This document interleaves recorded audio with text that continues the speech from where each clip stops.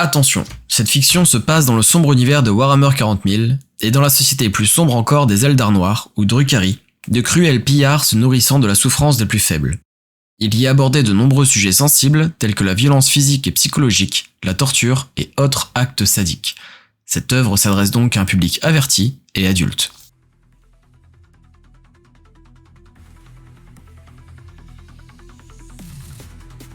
Les Chroniques de l'alarme de Ronce. Épisode 3. La naissance de l'alarme. Lors du précédent épisode, Sherktan a décidé de s'enfuir avec le butin volé lors du raid. Après une course-poursuite endiablée, il a semé ses poursuivants, mais s'est écrasé dans les tréfonds de Comorragh, là où règnent les mandragores. Après avoir passé un pacte avec celle-ci, l'ambitieux Drukhari fait le bilan.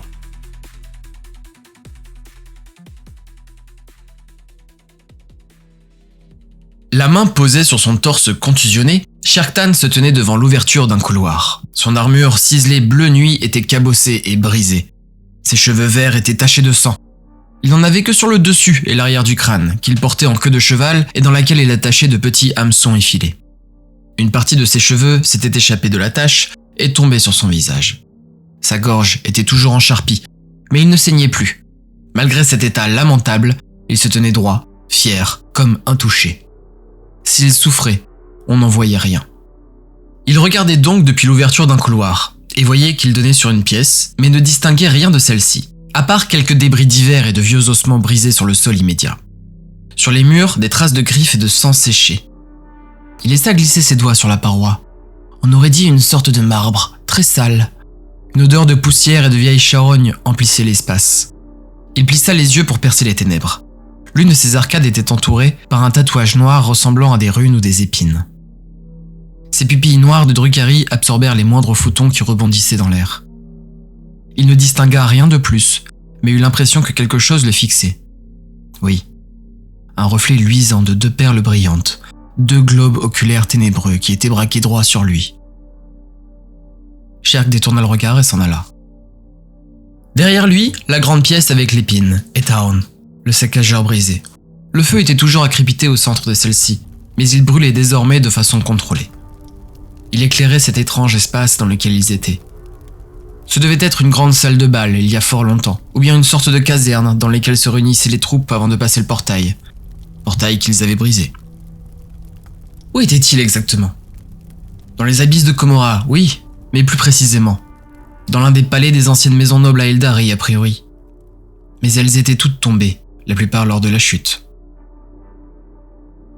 Ce cataclysme que l'on nommait la chute était la naissance du 4e dieu du chaos, Slaanesh, et la destruction de la race à Aeldari. Pendant près de 60 millions d'années, les Eldar, ou Aeldari, avaient régné en maître de la galaxie. Ils avaient conquis les étoiles, résolu tous les problèmes inhérents à une société fonctionnelle, et amélioré la technologie et la médecine au point que plus rien n'était une menace. Désormais immortels, les Eldar s'étaient divertis encore et encore jusqu'à ce que tout les ennuie. En cas de divertissement toujours plus tabou, toujours plus rare, ils avaient repoussé les limites de la morale et des cultes du plaisir étaient nés un peu partout dans l'Empire à Aeldari. Comorragh en était l'épicentre alors, et l'est toujours d'une certaine manière. Mais l'âme Eldar est vive et résonne particulièrement dans le Warp. Toutes ces émotions de plaisir, luxure, stupre, violence s'étaient alors agglomérées lentement, alimentées par les expériences toujours plus extrêmes que menaient les anciens Eldar, jusqu'à prendre vie dans un cri psychique si terrible que l'essentiel de la race Eldar fut vaporisé par le souffle. Certaines des maisons nobles avaient survécu à cette chute, cachées dans la toile. Les traditions avaient perduré un certain temps, jusqu'à ce qu'Adrubael Vect, un jeune esclave ambitieux, renversa ce rapport de force et détruisit toutes les maisons nobles pour les remplacer par des gangs organisés que l'on nomme désormais Cabal. C'était à la fois la némésis de tout ce qui existait à Comorragh et un modèle fantasmé parfait que tout Drukhari rêvait d'égaler, ou mieux, de renverser un jour. Vect s'était tissé de tout en bas à tout en haut, grâce à la seule force de sa ruse. Il avait pour cela usé des pires stratagèmes, y compris ouvrir des portails directement dans le Warp pour faire débarquer des démons à Comorragh. Des conjonctions. Peut-être que cette maison était tombée à ce moment-là. Si c'était le cas, il faudra être particulièrement prudent. Au centre de ce grand espace en ruine, près du feu, il y avait quelques silhouettes. Kaer-Erwit et Cosidrion étaient assis par terre. Appuyés l'un contre l'autre, ils se nourrissaient de la douleur de chacun. Debout, les regardait Gorfak. Ce lâche avait réussi à survivre indemne, sûrement car il avait passé plus de temps à s'accrocher qu'à le protéger des poursuivants. Presdani avait disparu, sûrement lors d'un virage un peu brutal ou touché par des tirs. Un autre avait été vaporisé par un tir de laser. De son escouade initiale, il ne restait donc que 4 guerriers kabalites. Kaer-Erwit, Cosidrion, Gorfak et cet idiot de Sangzu, toujours inconscient, toujours ligoté. Plus lui-même, bien évidemment. Il s'approcha du feu, la main posée sur le pommeau de son épée dessicante, qu'il avait bien heureusement retrouvée. Tout le reste du butin avait été rassemblé autour du véhicule en miettes. Un seul infecté par la ronce encore vivant, mais avec une jambe en moins. Des morceaux de corps des 2 autres. 2 guerriers kabalites ennemis ligotés comme esclaves. Des munitions, des armes, des ressources diverses, et enfin, une gorgone. C'était un de ces Drukhari qui servait d'apprenti auprès des émoncules. Celui-là semblait être un mâle. Ses jambes étaient couvertes d'une sorte de jupe faite de peau écorchée multicolore. Il y avait des morceaux de peau verte, bleue, beige, grise, marron, de toutes les races de la galaxie. Son torse nu était couvert de larges cicatrices attachées ensemble par de grosses agrafes. Sa tête était assez étrange. Il avait un masque de peau qui n'était pas la sienne originellement, et qui était attaché sur le haut et l'arrière de son crâne. C'était comme s'il s'était fait une cagoule de cuir avec la tête de quelqu'un et l'avait attachée directement sur lui. La peau ne bougeait pas correctement et n'était pas bien alignée, et on voyait au niveau des lèvres ou des yeux des parties de son réel visage écorché qui se cachaient dessous. Enfin, une paire de bras squelettiques supplémentaires se terminant par des lames et des scies sortait de sous ses omoplates. Attachés ensemble derrière lui, cela lui donnait un air de poulet ahuri. Alors que Sherkt approchait, les guerriers kabalites se turent et le regardèrent. « Oh, ne vous arrêtez pas pour moi, » dit-il l'air faussement gêné. « Continuez de comploter pour prendre ma place, je vous en prie. » Souria Sherktan. Mais Gorfak aboya aussitôt. « Quelle place? Paria? Fugitif? Condamné à mort? Non, ne t'inquiète pas besoin de comploter pour ça. Tu l'as partagé avec nous en nous embarquant dans ton projet de dément. » Sherktan ravala son sourire, surpris de cette réaction. Il grogna d'un air menaçant. « Je ne me souviens pas t'avoir vu essayer de m'arrêter. J'imagine que ta lâcheté habituelle t'empêchait de penser à autre chose que ta propre survie. »« Ah, tu te trouves courageux? C'est du suicide! Tu viens déclarer la guerre à la cabale de la langue venimeuse! Tu te rends compte de ça ?» hurla Gorfak paniqué. Sherk le regarda, fixement, mais calmement. « Tu retrouves soudainement tes couilles ?» Gorfak ne répondit rien. Il semblait presque essoufflé par la rage. « Je ne me souviens pas de t'avoir demandé ton avis. Mais très bien. » Sherk se tourna vers les 2 autres. « Et toi, Cosidrion, quelque chose à dire ?» Ce dernier releva sa tête rasée vers Sherk, son unique mèche trempée de son propre sang. Ses lèvres semblaient s'être fendues plus encore et tombaient désormais en 2 morceaux vers son menton, lui donnant un air bête. Il ne dit rien. « Kaer-Erwit ?» Celle-ci parlait peu en général. Son visage déformé par une énorme brûlure, il était difficile d'y lire des émotions. La peau de son front tombait sur ses paupières, et ses joues étaient un amalgame de tissus froissés. Seule une longue mèche de cheveux verts soyeux, nichée derrière une oreille percée de bijoux, démontrait qu'elle avait été auparavant une magnifique Drukhari. L'autre oreille n'était qu'un orifice sur le côté de son crâne. Elle hocha les épaules et grimaça de douleur. « Et toi, comment tu te nommes ?» dit Sherk un peu plus fort. Cosidrion et Kaer se tournèrent pour regarder derrière eux. Il s'adressait à la gorgone. Son visage ondula bizarrement, car la peau qu'il portait comme un masque ne collait pas. Il faisait des mouvements étranges de la tête. On aurait dit qu'il suivait du bout du nez les mouvements d'un moucheron invisible. Il tortillait sa tête en permanence, de façon presque imperceptible. « Art !»« Tu sais cultiver cette plante ?» ?»« La Nervifage rubeus. »« Quoi ?»« Elle s'appelle la Nervifage rubeus. »« Ce n'est pas ma question. Tu sais la cultiver ?»« Ouais. »« Et en faire de l'essence d'agonie ?»« En partie. » Parfait. Il se tourna vers Gorfak. Celui-ci lui lançait toujours des éclairs noirs du regard. Il irradiait la colère, la peur et la panique.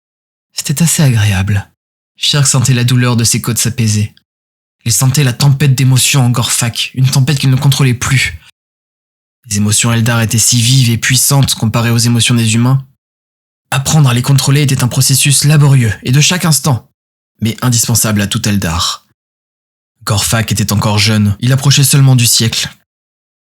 Jamais il n'avait ressenti un tel tourbillon. Et a raison, car même Sharktan, du haut de son millénaire, n'avait vécu quelque chose de pareil. Il accomplissait son rêve de toujours, créer sa propre cabale. Sauf que contrairement à Gorfak, il arrivait à se contenir. Il n'était pas sur le point d'exploser comme un fruit gorgé de sucre au soleil. Voilà ce qui va se passer.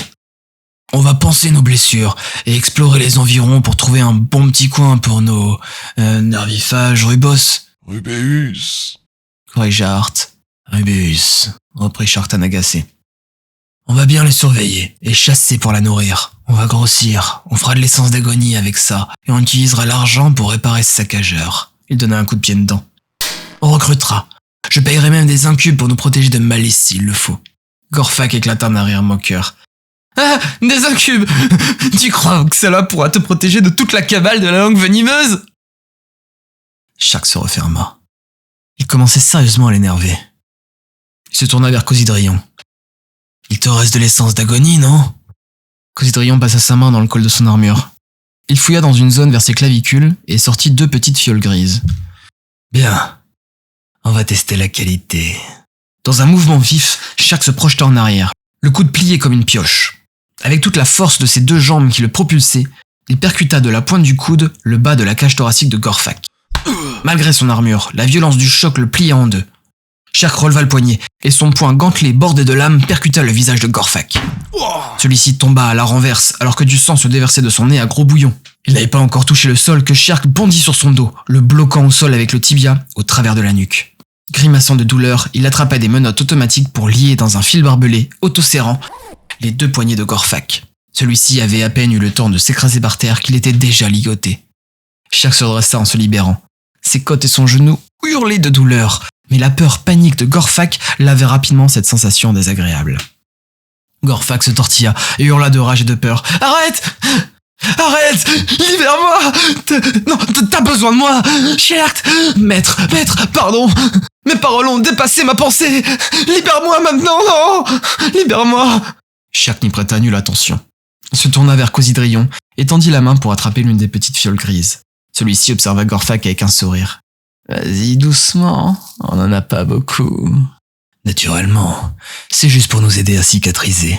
« Non, arrête, non, j'en veux pas, pitié, faites pas ça les gars, arrêtez, non !» hurlait Gorfak terrifié.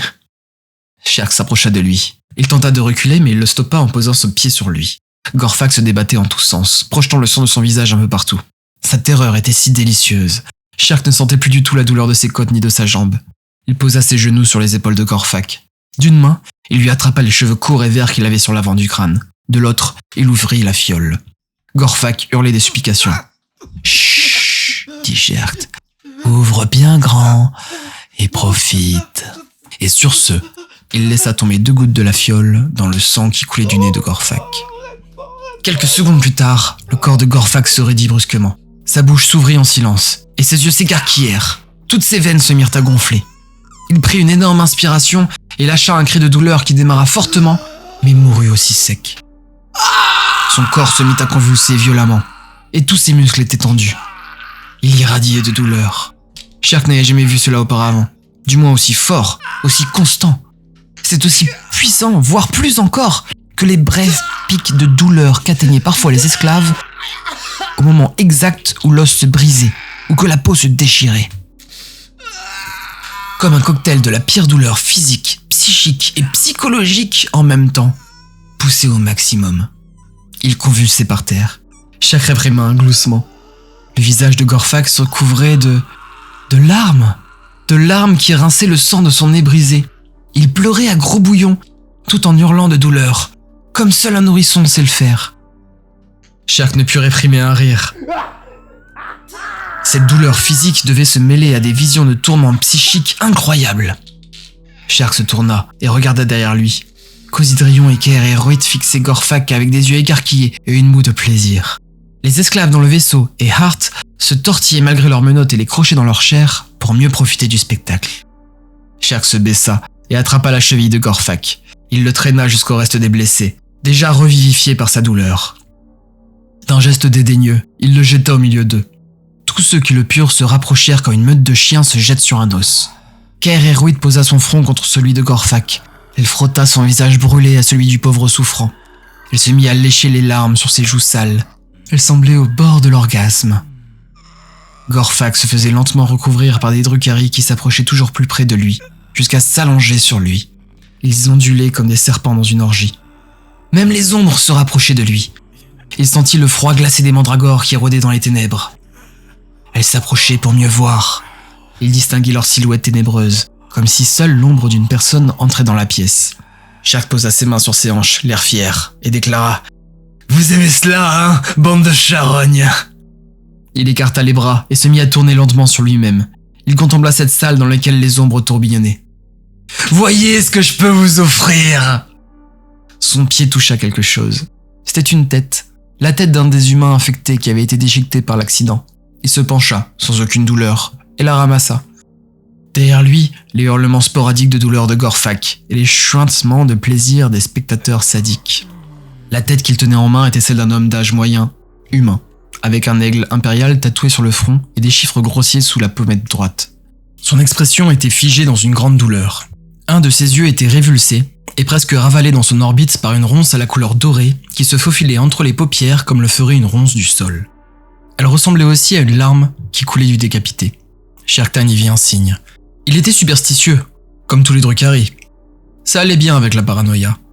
Il sourit et brandit la tête haut au-dessus de lui. Il hurla, presque hilar. « Rejoignez-moi, rejoignez ma cabale, rejoignez la cabale de la larme de ronce, et ensemble, nous pillerons la galaxie !»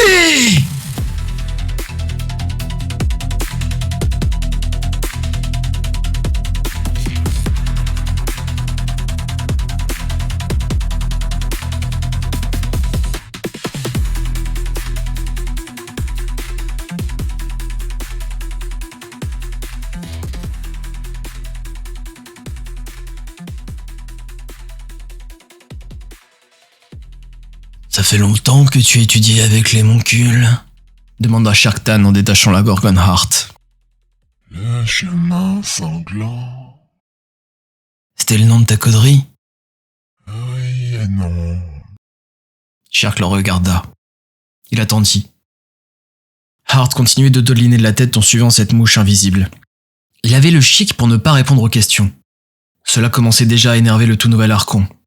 Heureusement que la douleur de Gorfak derrière lui le détendait et l'apaisait. « Tu as conscience que ta coterie s'est faite annihiler par la cabale de la langue venimeuse ?»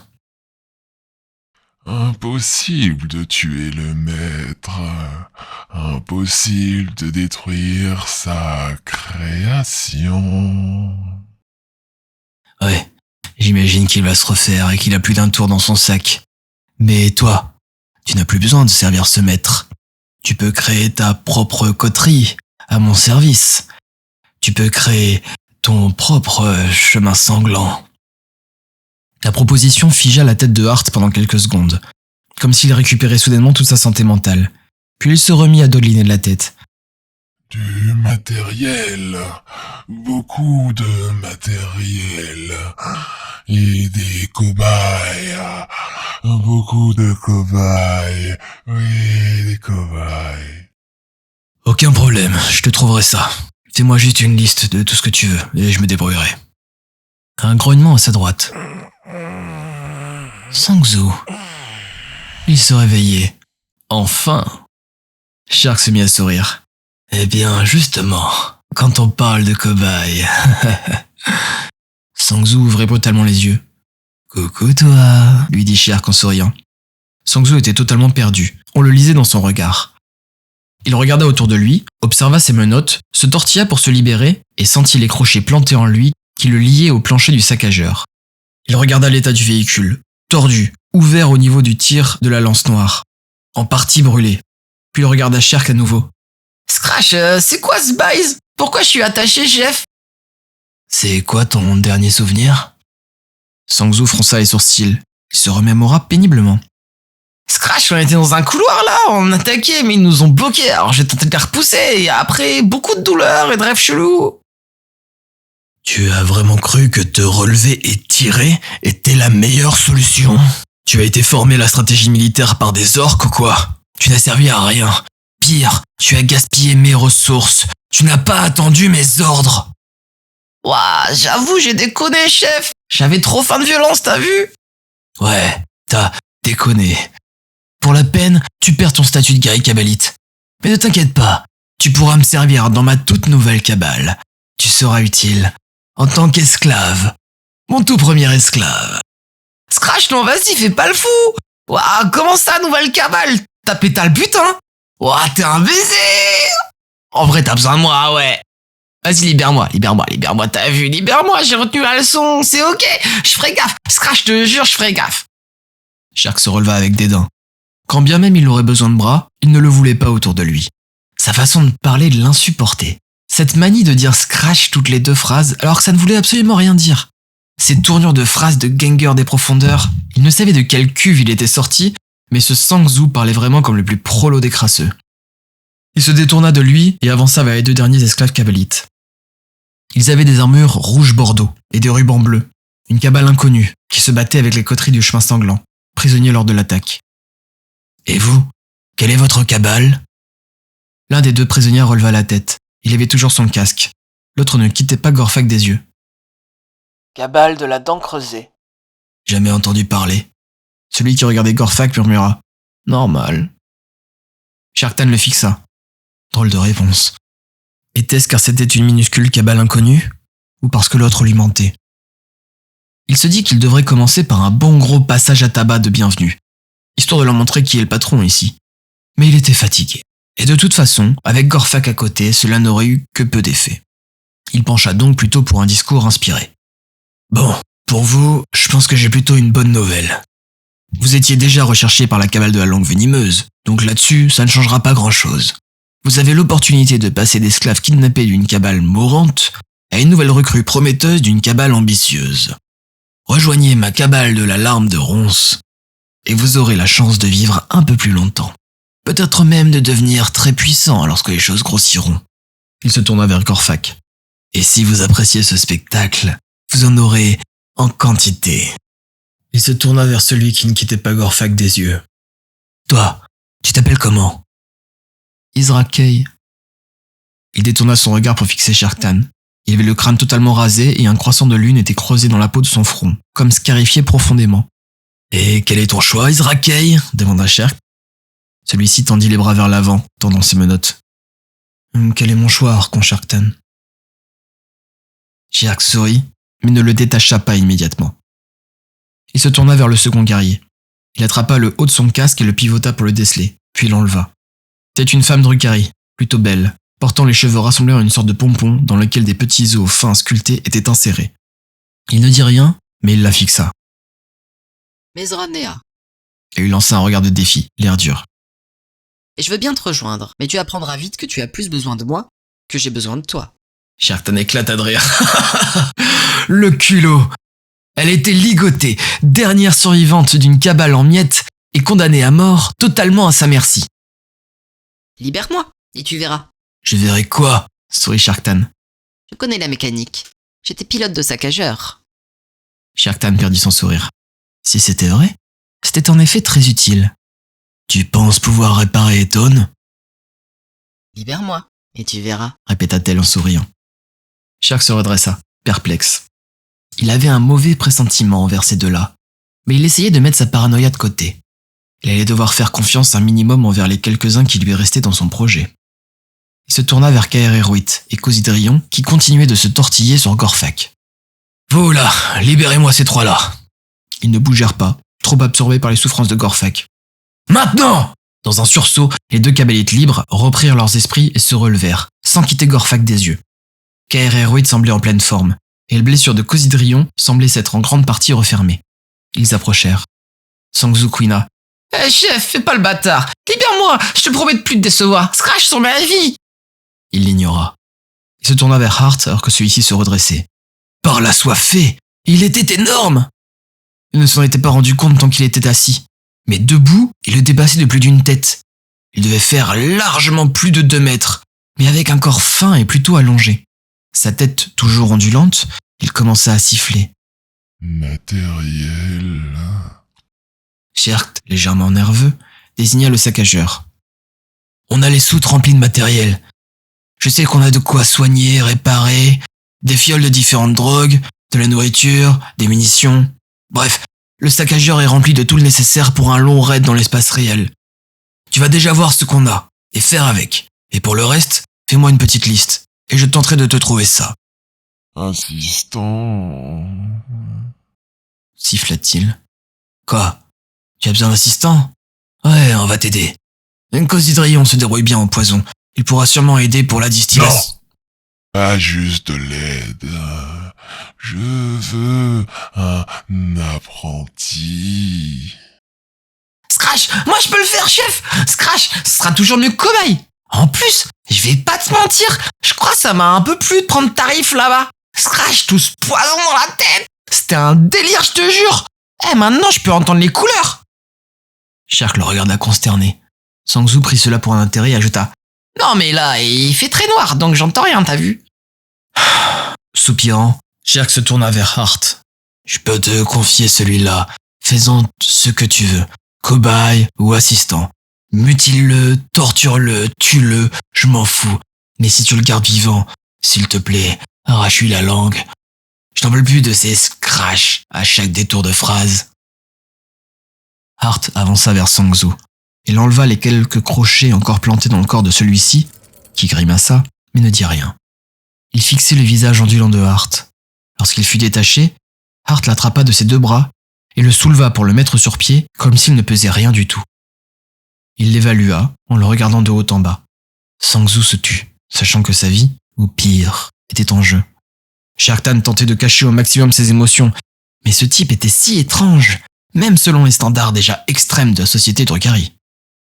Son corps, tout comme son esprit, paraissait terriblement mutilé, mais pour autant, les deux dégageaient une puissance qui forçait le respect. Acceptable. Marmonna Hart. Shark tapa dans ses mains pour conclure. Bien. KR-08 et Izrakei vidaient le saccageur et organisaient les ressources dans l'espace. Cosidrion, essaye de récolter les ronces récupérables sur les morceaux de cadavres et commence à préparer la distillation avec Hart. Pendant ce temps-là, Hart et Sangzu, occupez-vous du dernier porteur vivant. On ne doit pas le perdre. Et préparez Gorfak pour l'infecter avec la ronce. Mezranea, essaye d'évaluer les réparations du saccageur et commence à faire ce que tu peux. Sherk posa la main sur le pommeau de son épée et se tourna lentement. Quant à moi, je vais aller explorer les environs et discuter avec nos hôtes. Son regard se perdit dans les ténèbres du couloir derrière lui. C'était le 3e épisode des Chroniques de la Larme de Ronce. Si cela vous a plu, merci de le partager et d'en parler autour de vous. C'est le meilleur moyen de m'aider. Et si vous avez des critiques ou retours à faire, n'hésitez pas à commenter. À bientôt pour de nouvelles aventures.